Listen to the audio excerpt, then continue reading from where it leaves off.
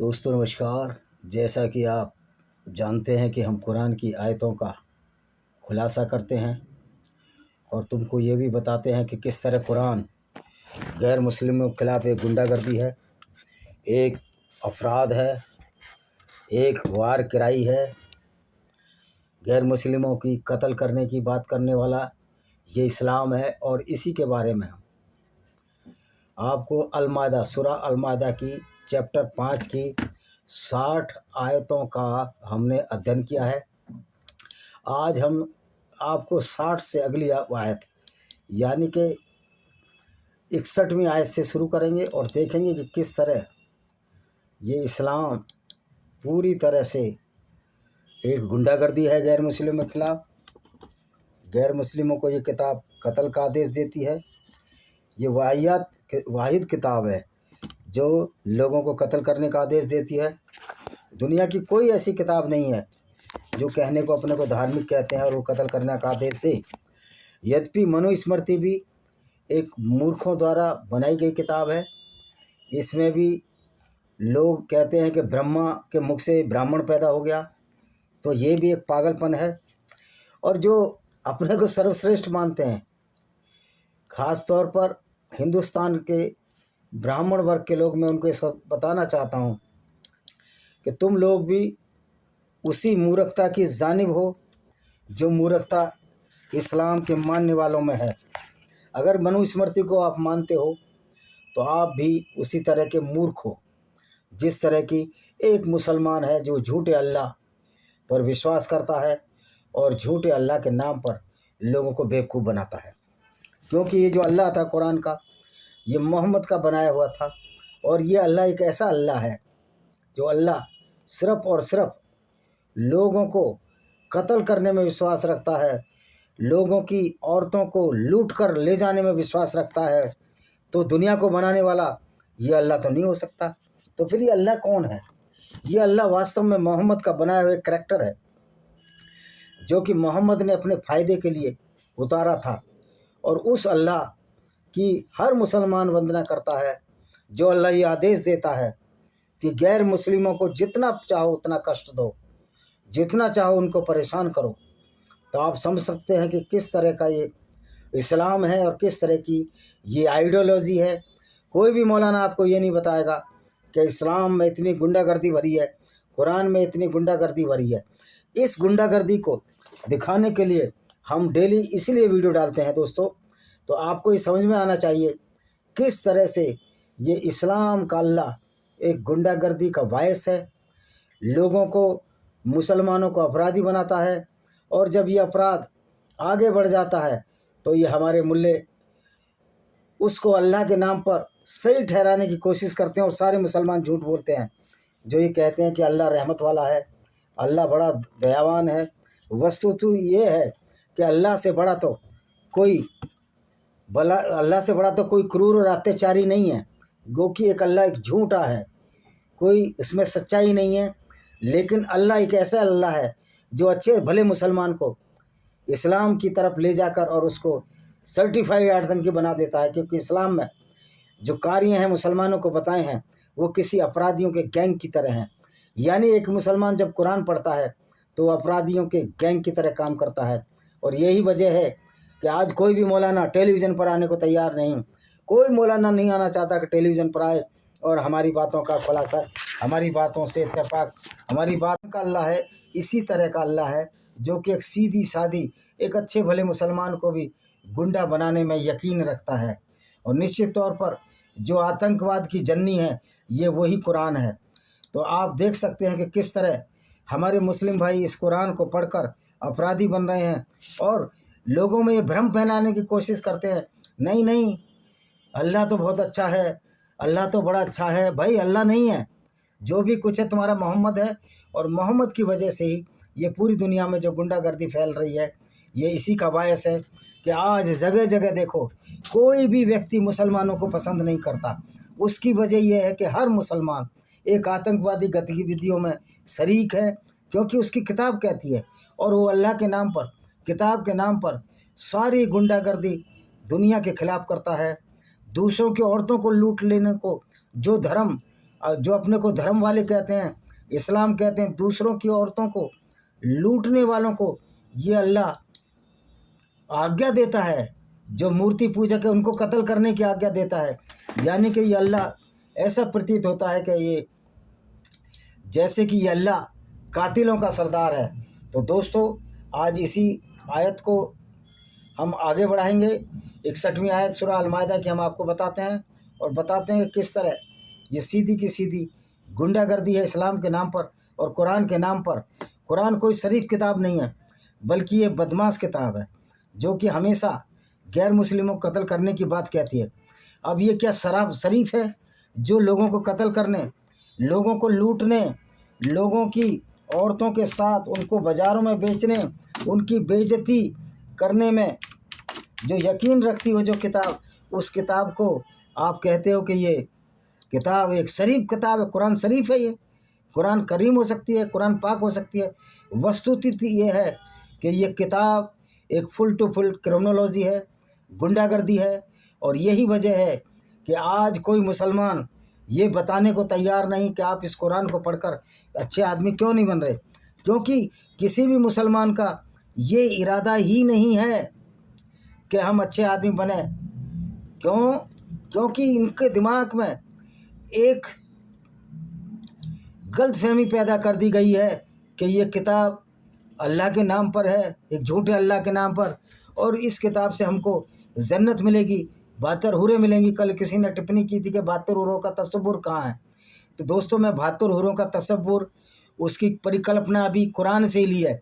हमारे पास कोई ख्वाब नहीं आ रहे, कोई हमारे पास टेलीग्राम नहीं आ रहा, क्योंकि तो हम अल्लाह को मानते ही नहीं, क्योंकि अल्लाह है ही नहीं।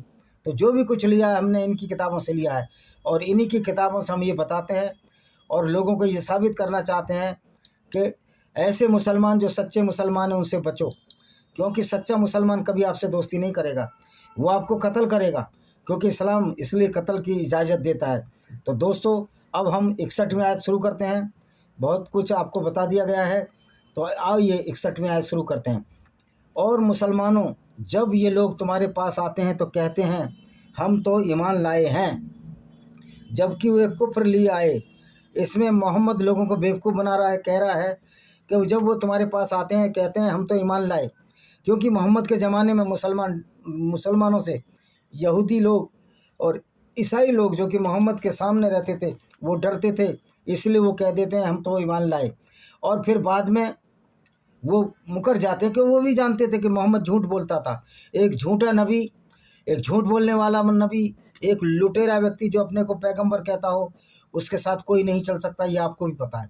62वीं आयत, हे रसूल, अल-माइदा की, हे रसूल, तुम उनमें से बहुतों को देखोगे कि गुनाह और अत्याचार हरामखोरी की तरफ दौड़ पड़ते हैं, जो काम ये लोग करते हैं यकीन बुना है। तो कह रहा गुनाह और अत्याचार, तो सबसे बड़ा अत्याचारी तो मुसलमान होता है, जो गैर मुस्लिमों को कत्ल करने की आज्ञा देता हो। तो मुसलमान ज़्यादा अत्याचारी हुआ या गैर मुस्लिम ज़्यादा अत्याचारी हुआ? कि कुरान को पढ़ने से तो ये मालूम होता है कि इस्लाम का मुसलमान ज़्यादा अत्याचारी और ज़्यादा गुनाह करता है, और मोहम्मद से बड़ा कोई गुनाहगार नहीं। मोहम्मद तो हिटलर का भी, अपराध में हिटलर का भी बाप है, क्योंकि हिटलर ने तो सिर्फ यहूदियों को मारा, लेकिन मोहम्मद ने तो सबके लिए डेथ वारंट जारी कर दिया कि जो भी कोई मुसलमान नहीं है उसको कत्ल करो। उनको धर्माचारी और विद्वान झूठ बोलने और अवैध खाने से क्यों नहीं रोकते? निश्चय ही बहुत बुरा भी काम कर रहे हैं। अब यहूदी कुछ खाते थे तो इनको लगता था कि ये सूअर क्यों खाते हैं। तो हम तुमसे पूछते हैं, मुसलमानों, तुम काफिरों कत्ल क्यों करते हो? तुम्हारा पैगंबर डाके क्यों डालता था? इस बात का इनके पास कोई जवाब नहीं है।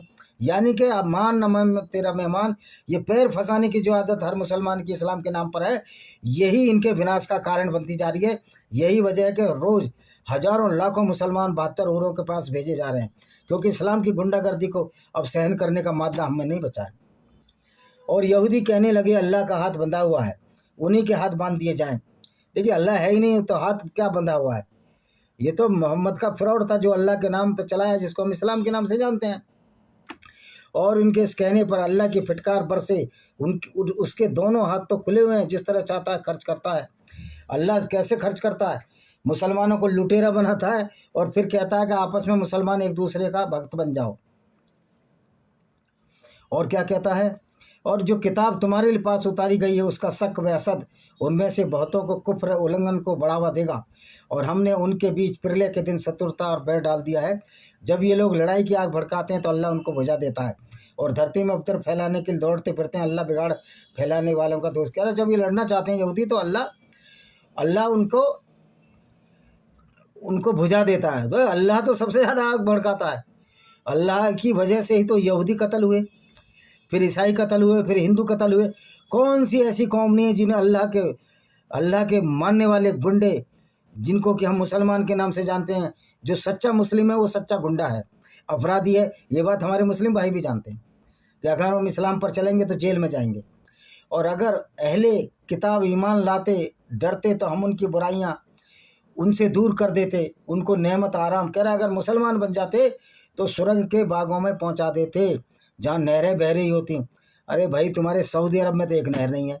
तुम्हारे अल्लाह ने ऐसी जगह मोहम्मद को पैदा किया जहाँ उसको खाने कमाने के लिए कुछ नहीं था। पूरी ज़िंदगी काबिल लूटता रही अल्लाह का बंदा।